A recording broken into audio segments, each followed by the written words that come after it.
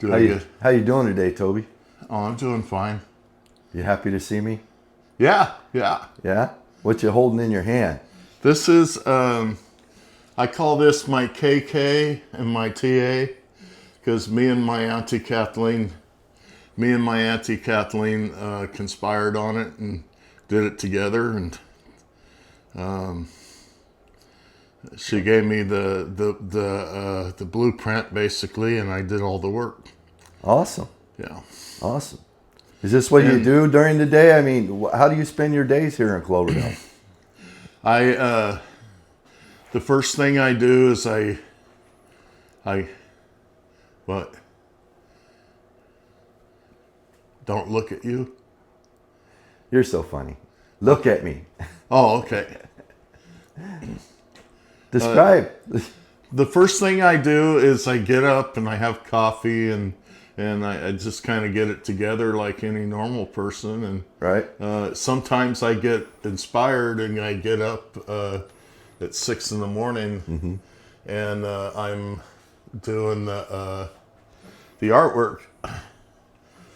And I come up with all of these different sort of ideas,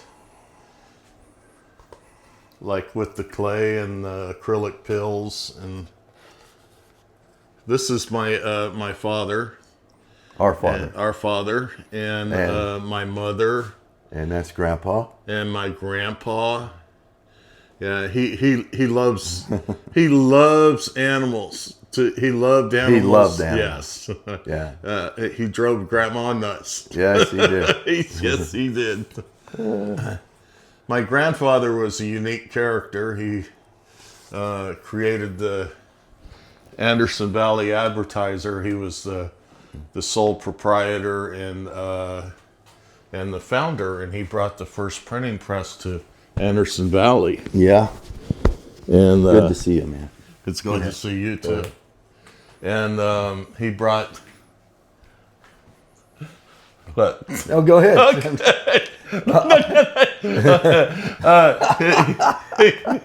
Go ahead, brother. He brought the first printing press to Anderson Valley, and what I loved is he'd get me up at 4:00 in the morning. That's Grandpa. Yes. And we'd go and I'd help him with run the newspaper, and that was an exciting time for me as a young kid. Yeah. Being able to do something for my grandfather, and it's just like the times I spent with my grandmother when I was first learning art. Oh, great! So I'm glad to hear that. So tell us a little bit about you and Grandma's relationship. Me and Grandma's relationship was awesome. She used to call me TA, Toby, for short for Toby Allen. And we used to sit together, and she'd put crayons out and paper, and I would do my little stick figures and do my coloring with Grandma. And of course, we had snacks. We just loved to have snacks together. And she taught me about color and acrylics, and we spent many a day. Just that time together was irreplaceable. And then my grandmother. Hold on, wait a minute. Why are you telling me it's irreplaceable? Did you have a really super close relationship, intimate? I mean, like, you guys really connected in your lifetime? Yeah, me and my grandmother, everybody. I didn't mean to make people feel that way, but they kind of thought that I was the favorite. You were the favorite, but go ahead, tell us about that. Why were you and Grandma so close? Because we took the time to talk. I used to love to sit and talk to my grandmother, and sometimes it takes. I was noticing the special attention I got, and I loved it. And it really helped me. I even had my first tea time with my grandmother.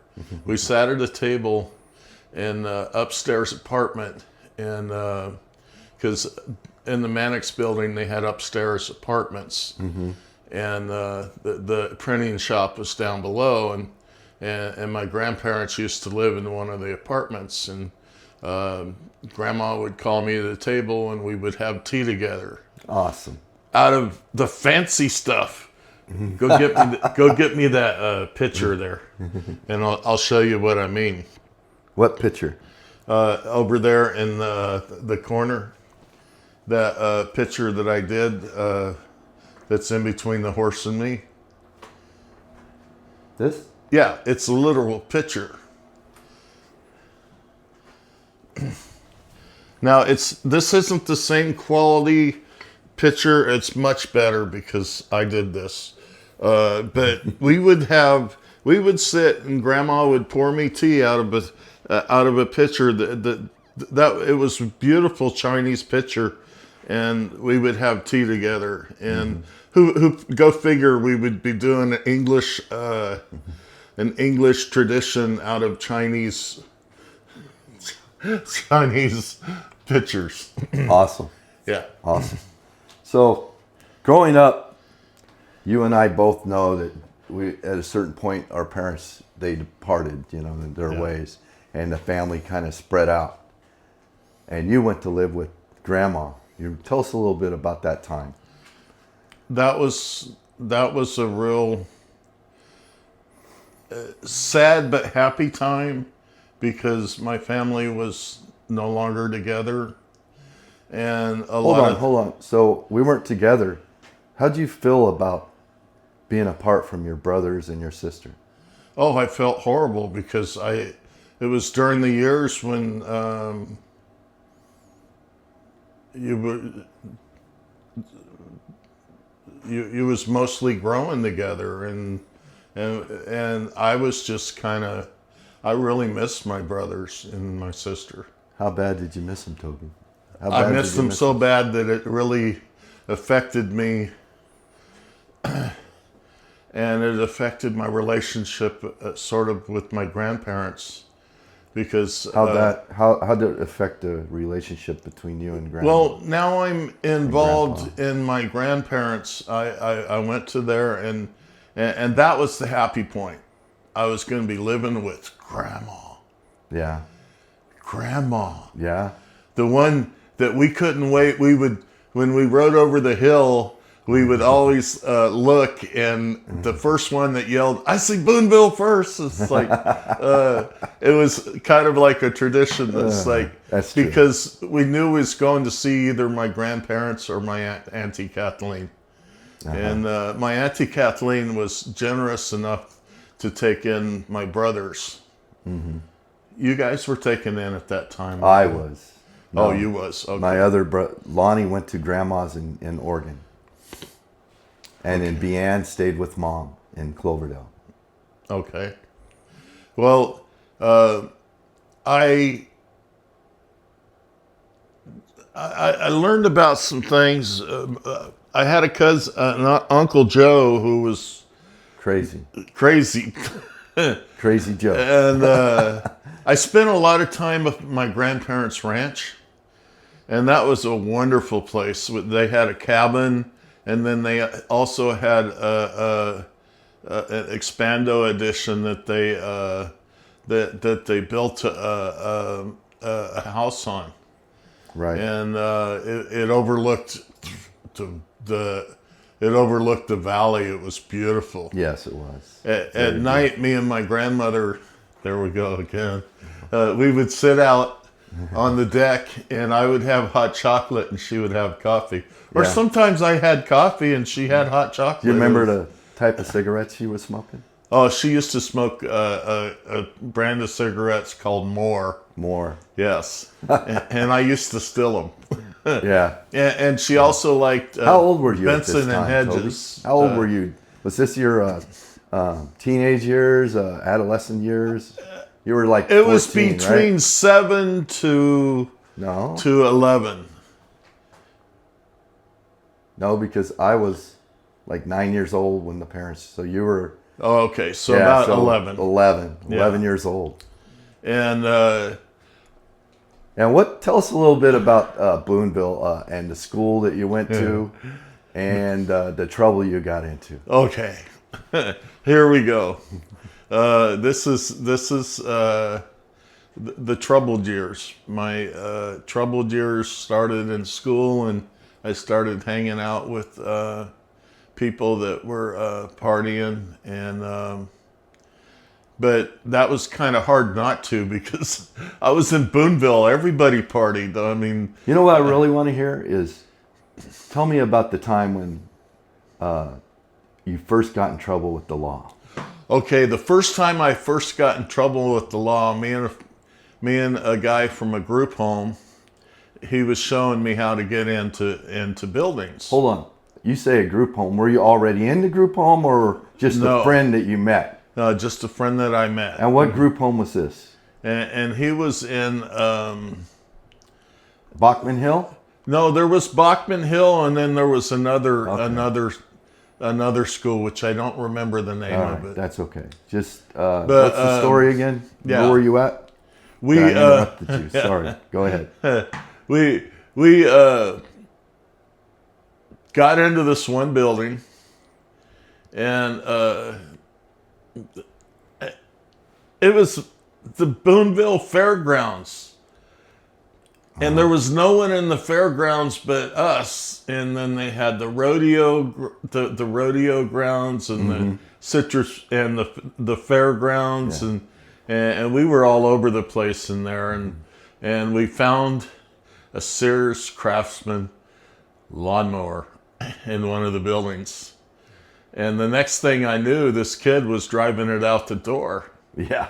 So we ended up in the Boonville rodeo place where they had the grass, and we was cutting the grass.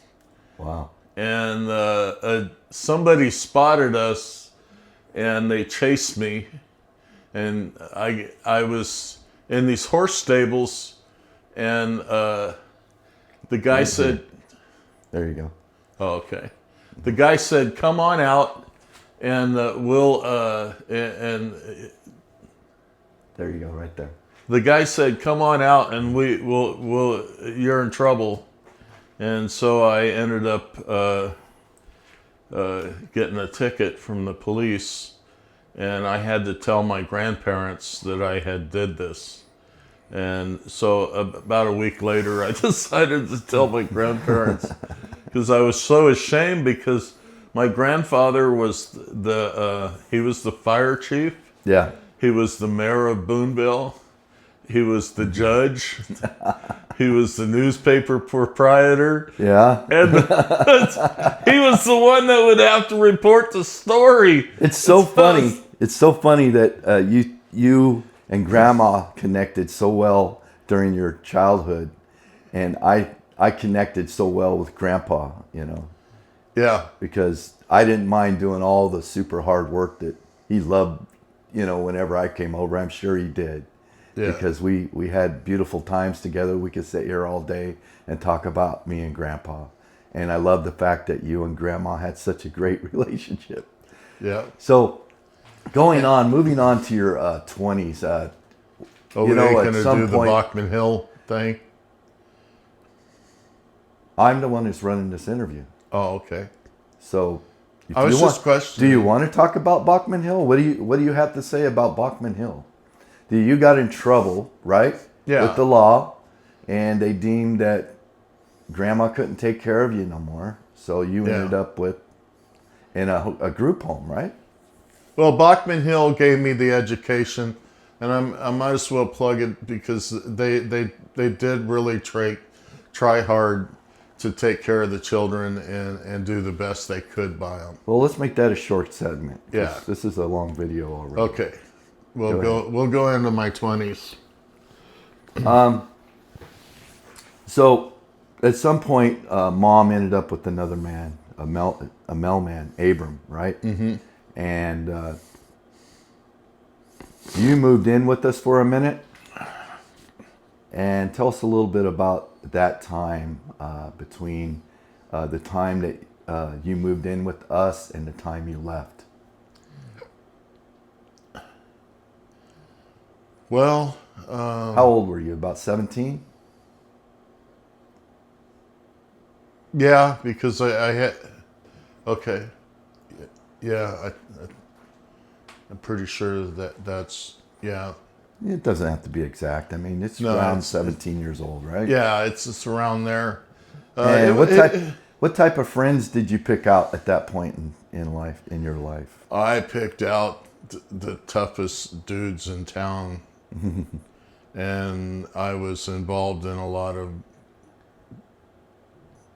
marijuana and drug stuff. Right.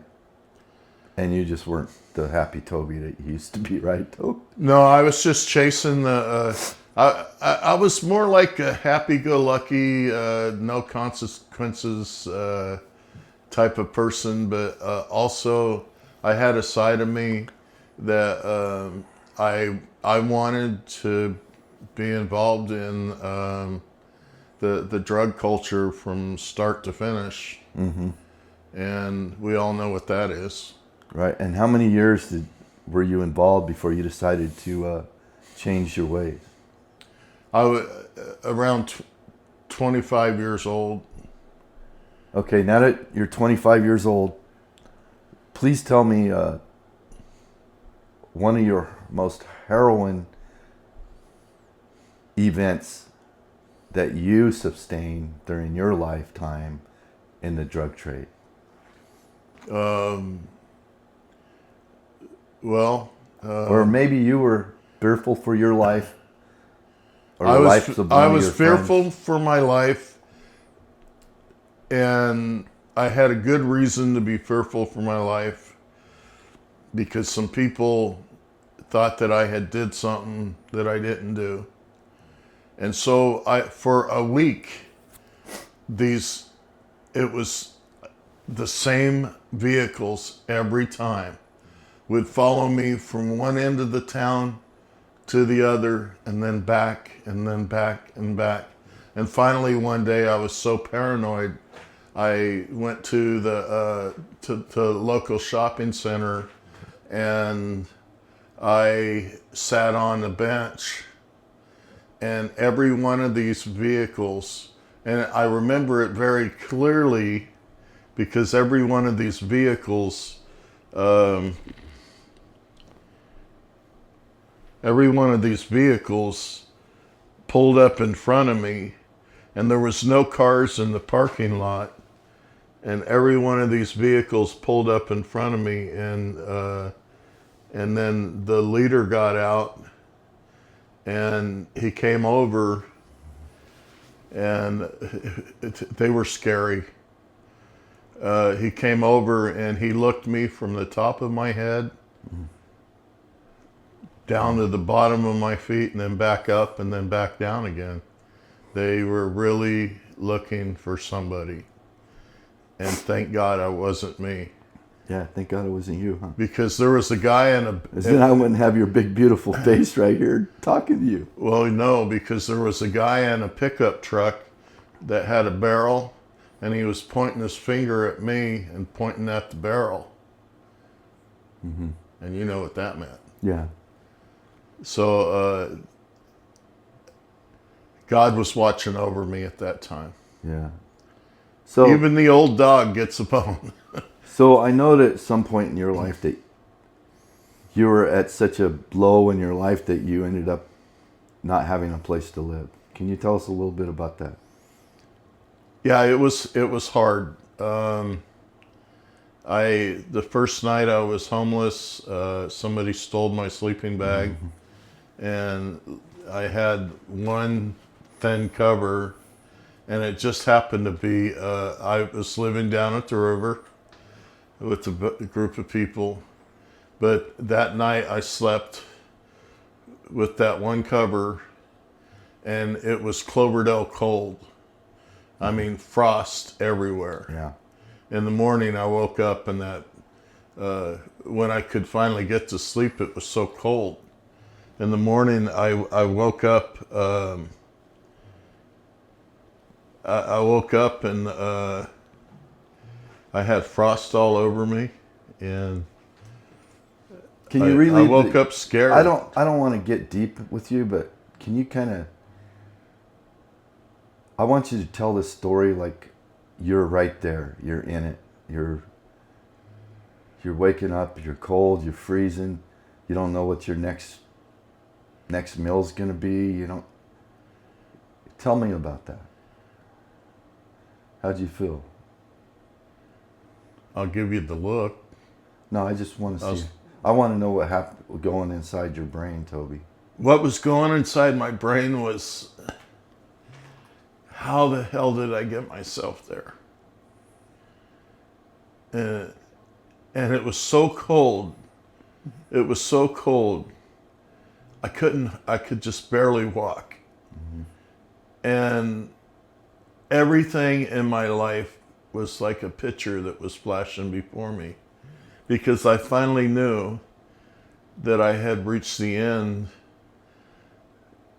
and this is where you get when you practice life the way I did. It was horrible. Mm-hmm.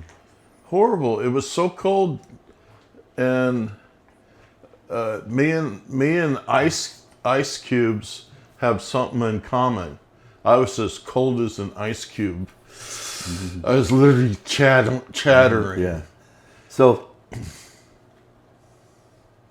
I don't mean to make you relive all this stuff, but I just wanted to dive into the real Toby and my big brother.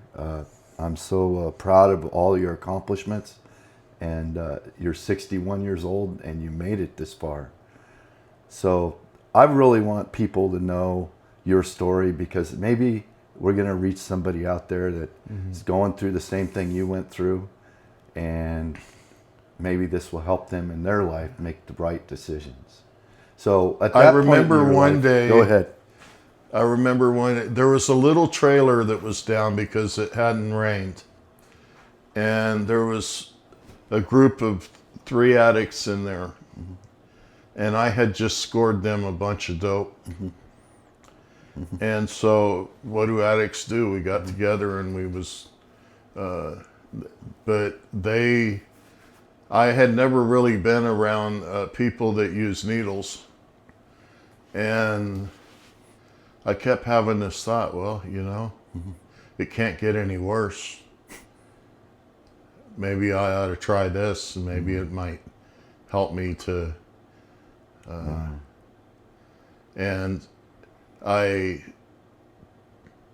gave me my little pile, and I put out my arm, and they said, "What are you doing?"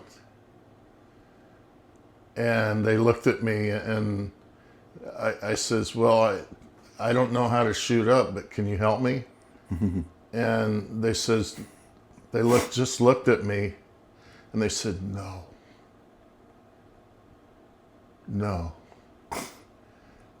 They said, "Toby, look at it will change your life forever.